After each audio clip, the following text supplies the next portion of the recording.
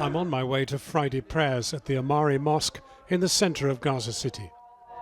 Picture perfect prayerful unity, but contrasted with last year, for the first time, it is possible to detect a fracturing of the spirit. Everyone in this congregation has lost someone, something, or some place that was precious to them. The mullah cries out, "Victory to our resistance groups, victory over Israel." But deep down, they know that they have suffered grievous, 3 times repeated defeat. Defeat that has left 60% of the youth unemployed, and overall unemployment at 43%, officially rated the worst in the world. Over the years, once secular Gaza has turned solidly to the Sunni faith to protect them from the heat of conflict with Israel and Western isolation and ostracization. But within the past 2 weeks, the Islamic State group has issued these video taunts and threats against the Palestinians, threats that speak of overthrowing Hamas for not being extreme enough and failing to introduce strict Sharia law. With Friday prayers over, worshippers leave through the narrow arch. Outside the mosque, Islamic Jihad, the toughest of the militant elements of Hamas, are marshalling for a demonstration.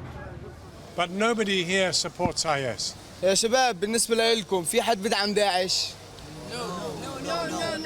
Anyone who doesn't support IS or Daesh in Arabic, raise your hand, he says.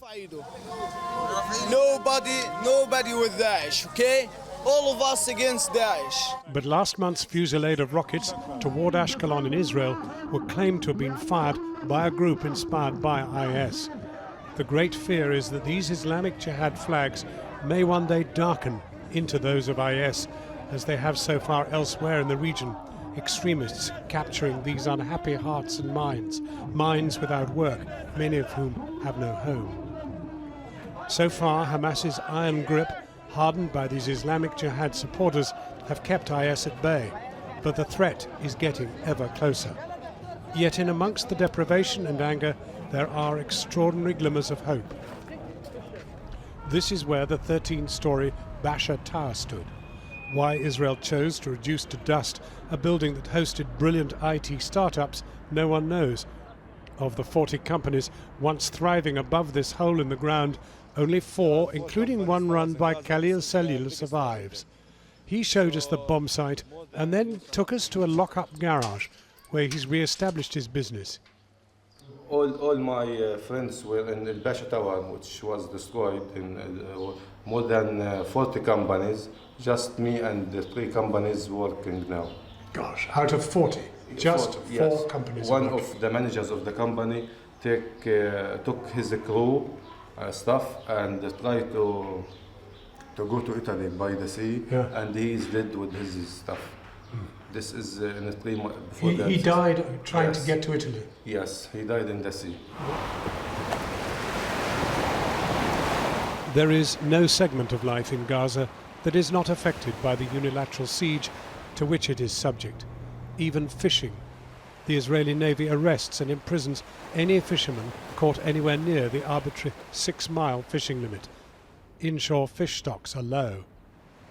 On the foreshore, close to Gaza City's fishing port, boys tug at nets. But when we reach them, we find a lot of weed and just one small fish. As the boys prepare to go in search for a few more fish, it's a picture of innocence. Perhaps unwittingly, Israel and her Western allies, in allowing the siege of Gaza to continue, are laying out the welcoming carpet to IS to fill the void. For now, these boys are not downcast with their meagre haul. And you, what do you want to do when you grow up?